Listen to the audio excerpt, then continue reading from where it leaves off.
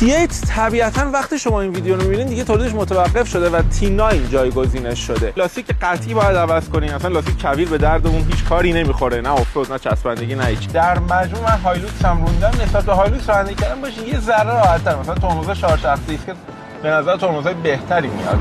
آقا این مسیر رو پراید نیست، نگیم پراید چاله داره. اصلا ماشینی نیستش که بخوایم بهش فشار سنگین بیارین، آفرود سنگین برید. در کل هم موتور خوبیه به شرطی که اون قضیه کاتالیزور رو رعایت کنین و دان پایپ نصب کنین. میماله تو پمپ بنزین، میماله تو کوچه تنگ، میماله بقیه بهش میماله.